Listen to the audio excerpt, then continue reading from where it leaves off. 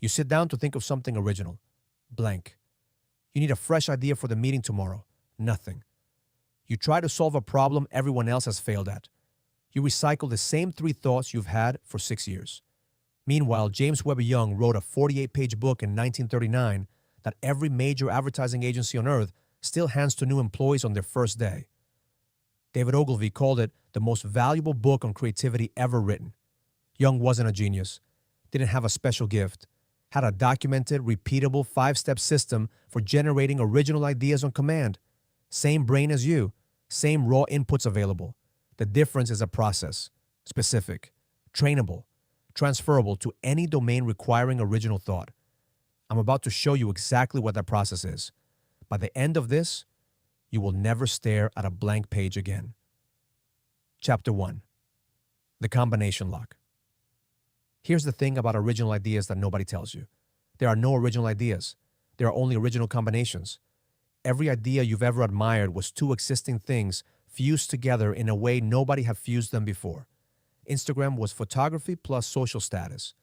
Uber was taxes plus smartphones. Gutenberg's printing press was a wine press plus a coin stamp. Darwin's natural selection was Malthus's population pressure plus animal breeding observations. Newton said it directly. If I have seen further, it is by standing on the shoulders of giants. Advertising legend George Lois spent 50 years creating some of the most famous campaigns in American history. His method was brutal and simple. Consume voraciously across every unrelated domain you can find. Then collide the inputs deliberately and violently until something unexpected emerges. Your brain cannot combine what it hasn't consumed. Most people have narrow input diets. Same industry news, same social circle, same books everyone in their field reads. Narrow inputs produce narrow combinations. Narrow combinations look like everyone else is thinking because everyone else has the same narrow diet. Researcher Mihaly Csikszentmihalyi interviewed 91 of the most creative people alive across science, art, business, and politics. His finding was unanimous. Every single one of them consumed obsessively outside their primary domain. Physicist Richard Feynman played bongo drums seriously. Einstein played violin daily. Steve Jobs studied calligraphy at Reed College, not as hobbies, as deliberate cross-domain input collection, your immediate action. Read 1 book this month from a field you find completely uninteresting, not to enjoy it, to steal its models. How does geology think about slow change? How does architecture think about constraint? How does immunology think about threat response? Every answer is a new combination waiting to hit something you already know. But raw input is only the first step, and most people stop there wondering why nothing original is emerging. Chapter 2. The Incubation Trap.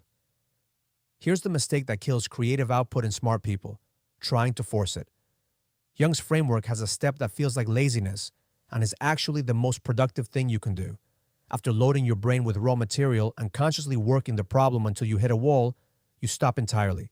You do something physically engaging and mentally undemanding. Walk, shower, drive, cook, anything that occupies the body and releases the conscious mind. Then the idea arrives. In the shower, mid-walk, waking up at 3 a.m., seemingly from nowhere. Not from nowhere. Neuroscientist Rex Ewing at University of New Mexico studied the brain states of highly creative individuals. He found that creative insight correlates strongly with activity in the default mode network, the brain's background processing system, active specifically when conscious directed attention is offline. Your prefrontal cortex is a powerful but narrow processor. It works sequentially, one thing at a time. The default mode network works in parallel across everything simultaneously. It finds distant connections between stored inputs that conscious attention would never stumble across because conscious attention isn't looking in those directions. You cannot force the default mode network to work. You can only clear the foreground so it has space to operate. Most people treat every creative problem as something to be solved by pushing harder at it. They stare longer, think more intensely, produce nothing, then feel like they lack creativity. They don't lack creativity. They lack the discipline to stop pushing at the right moment. Work the problem hard until resistance hits, then stop completely for minimum 2 hours.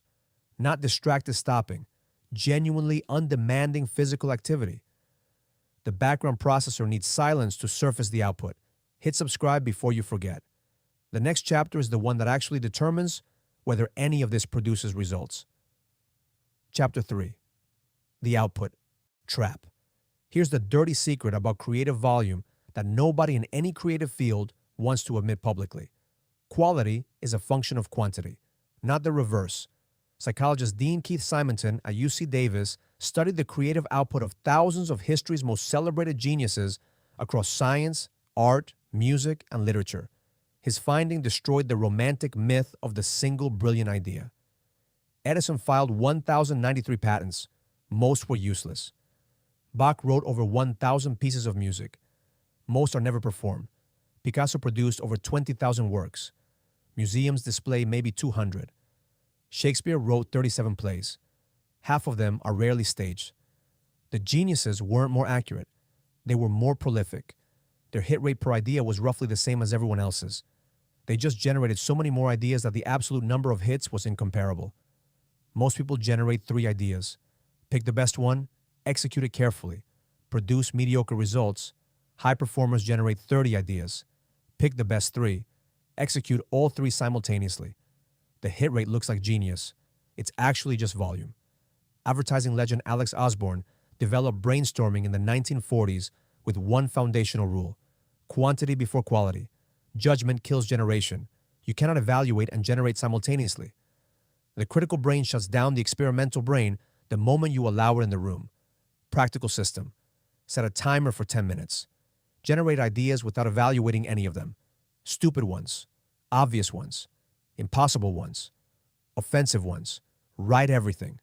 The goal is 30 minimum, not good ones, just 30. Then and only then review what you produced. The idea you needed is almost always in positions 15 through 25. The first 10 are what everyone thinks of. The last 5 are where the actual originality lives. Here's the problem, though. You can diversify your inputs. You can protect incubation time. You can generate a volume, and none of it matters if you're solving the wrong problem. Einstein said it directly. If I had an hour to solve a problem, I'd spend 55 minutes thinking about the problem and 5 minutes thinking about solutions. Most people invert this completely. They jump to solutions for problems they haven't clearly defined. They produce elegant answers to the wrong question and call the result failure. Before any creative challenge, spend the first portion of your time only defining the problem. Write it as a question, then rewrite it as a different question, then rewrite it again. The third or fourth formulation almost always reveals a dimension the original framing was hiding.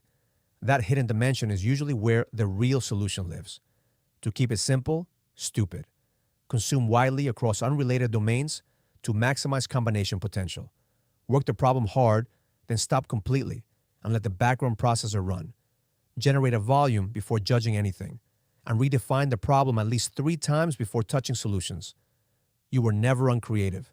You were just following a process that systematically blocks the output your brain is already capable of producing. Now you have the process that opens it. But here's the thing.